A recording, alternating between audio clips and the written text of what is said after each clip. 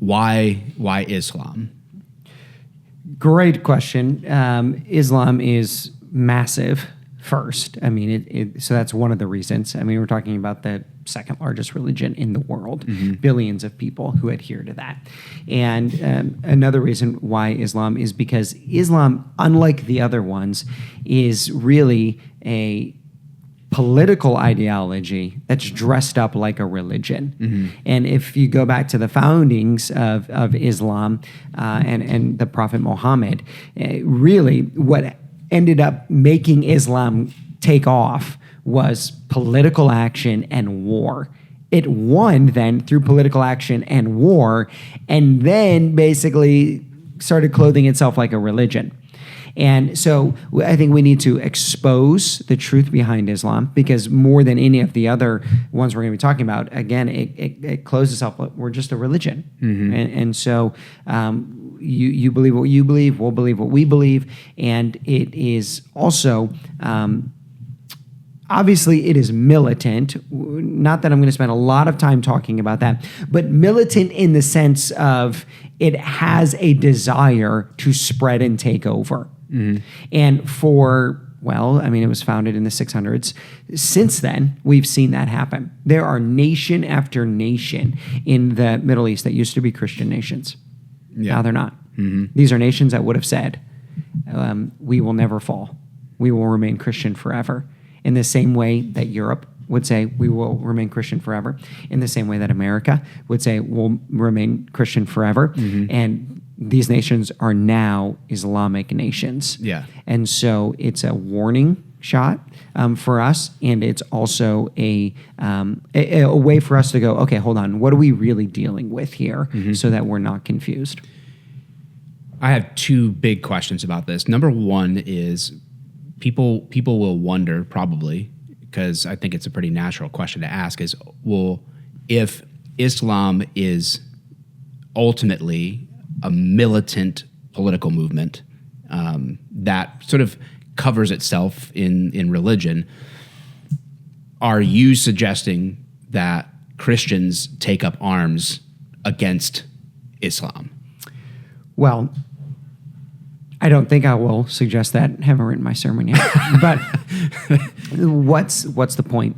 The point is that it has to be combated with our weapons of warfare, which are first truth and the proclamation of the gospel. But secondly, one of the best tactics of defense is knowing your enemy. And so what is your enemy's aim? Your enemy's aim is to topple a culture and a nation so that it can propagate its lie.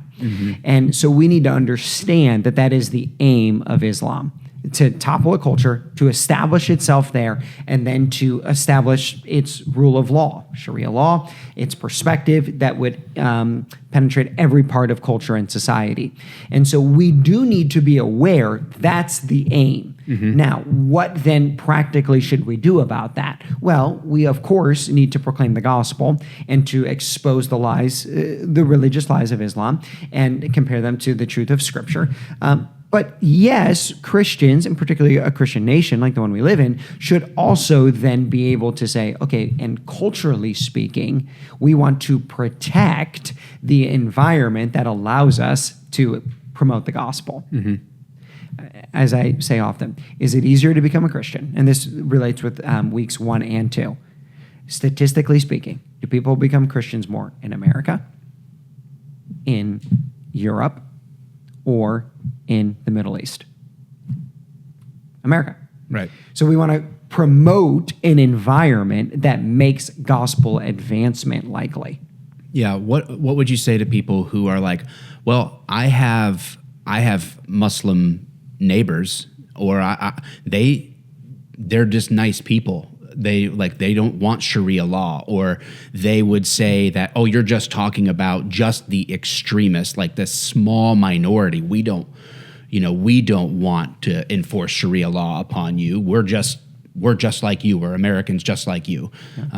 What would you say to that kind of pushback? That would be pretty common. Sure.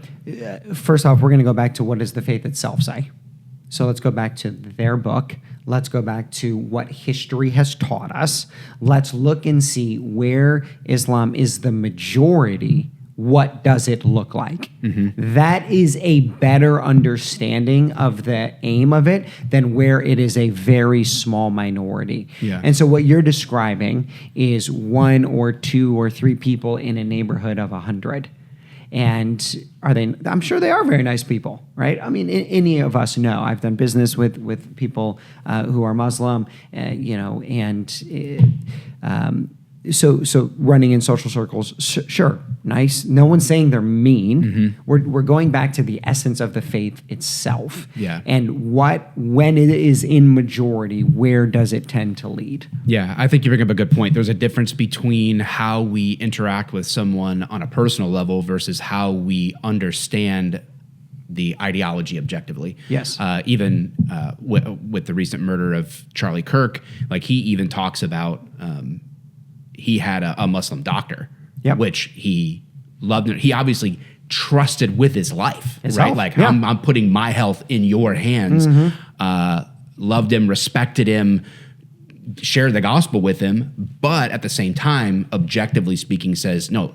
The ideology of Islam cannot penetrate American culture, or it's going to poison us. It's going to poison the well ultimately, and destroy Western civilization. Yes. Yeah. So I think which that there's is differences. its aim, and that's the point. We're going back to what is its aim.